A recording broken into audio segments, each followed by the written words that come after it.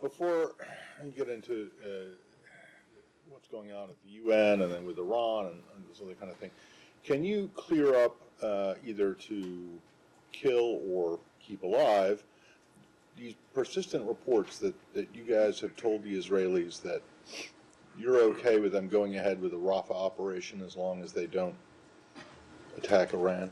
So we've been pretty clear, Matt, that any kind of operation into Rafah requires some pretty serious planning because of the three main components that you've heard me, Matt, the Secretary, outline pretty seriously before.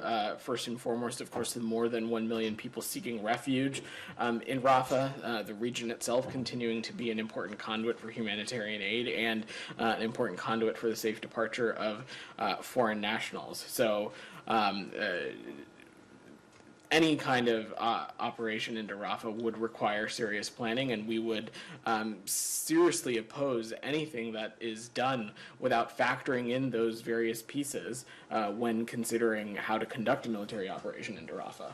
Okay, that's an excellent answer to a question that I don't think I asked. I've asked you whether or not the U.S. has told the Israelis that you're okay with a Rafah operation as long as they limit or don't attack Iran in response to what happened over the weekend. So, Matt, I don't want to. The devil is in the details here. It would require what kind of operation into Rafah we're talking about. If it is one that is reflective of these three very serious concerns that we have, I'm not going to preview or get into hypotheticals, but those are some serious areas of concerns, and our continued engagement with our partners in Israel continues to be that when it comes to Rafah, these three things need to be addressed, and you need to have a plan for them. Okay, so that's going to continue to be our message, and that is separate from our unwavering commitment to Israel's security and their self-defense and their ability to defend themselves. All right, so regardless of whether Israel does anything in response to the Iranian attack over the weekend, you still would oppose a Rafah operation unless what you just mentioned are. So why can't you just say no, that it is not true that you have told? It's not true. It's not true. But I'm speaking. Why couldn't you have just said that at the beginning instead of going on for? Because you. I thought the question was pretty clear. It wasn't that clear. I'm trying to be specific, in response to your question. All right, and then as it relates to Rafah, this call today, is it over? Our colleagues at the White House will have a readout later in the afternoon. I don't have a sense on the status, but Admiral Kirby spoke briefly about this on Air Force One. National Security Advisor Sullivan is going to be conducting this meeting happening today. We'll have participants from the State Department tuned in and joined for that conversation, but I will leave it to colleagues at the White House. But as far as you know, the call is not over? I don't have a sense on timing. All right, last one. The UN right now, I think, the Security Council is voting or about to vote on this Palestinian recognition resolution. How are you guys going to vote?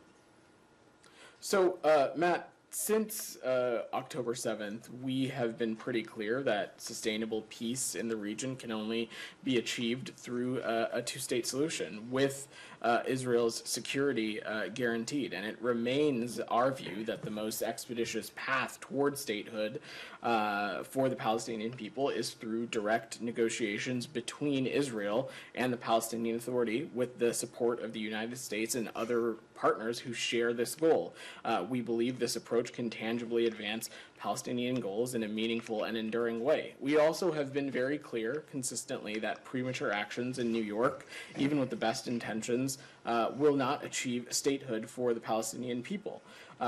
Additionally, as reflected in the report of the admission committee, there was not unanimity among the committee members as to whether the applicant met the criteria of membership set forth in Article 4 of the UN Charter. Specifically, there are unresolved questions as to whether the applicant can meet criteria to be considered as a state. And Matt, as you also know, we've long called on the Palestinian Authority to undertake necessary reforms to establish the attributes of readiness for statehood. And note that Hamas, which is, as you all know, a terrorist organization, is currently exerting power and influence in Gaza, which would be an integral part of the envisioned state in this resolution. And for that reason, the United States is voting no on this proposed Security Council resolution. Okay. As an Again, expert of the UN, Matt, I will also just so note that due to statutory requirements, such an admission of statehood would also require the United States to cease its funding to the United Nations.